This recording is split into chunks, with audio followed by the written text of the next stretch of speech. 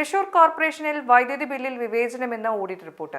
പഴയ മുനിസിപ്പൽ പരിധിയിൽ അധിക ചാർജും മറ്റു ഭാഗങ്ങളിൽ കുറഞ്ഞ നിരക്കുമാണെന്നാണ് ഓഡിറ്റ് റിപ്പോർട്ടിലെ കണ്ടെത്തൽ.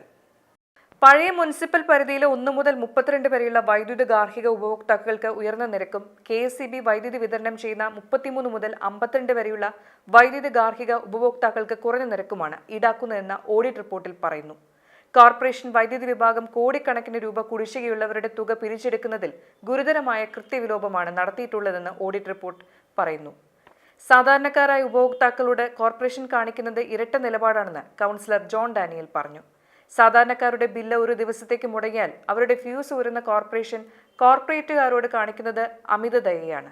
ഇത്തരക്കാരുടെ ഫ്യൂസ് എത്ര വൈകിയാലും ബിൽ അടയ്ക്കാതിരുന്നാലും ഒരു നടപടിയും സ്വീകരിക്കുന്നില്ല. ഒരു വനിതാ കൗൺസിലർക്ക് ദേഹാസ്വാസ്ഥ്യമുണ്ടായതിനെ തുടർന്ന് ഓഡിറ്റ് റിപ്പോർട്ടിൽ മേലുള്ള ചർച്ച പൂർത്തിയാക്കാനായില്ല. കോർപ്പറേഷൻ ഭരണസമിതിക്കെതിരെ ഒട്ടേറെ കണ്ടെത്തലുകളാണ് ഓഡിറ്റ് റിപ്പോർട്ടിലുള്ളത്.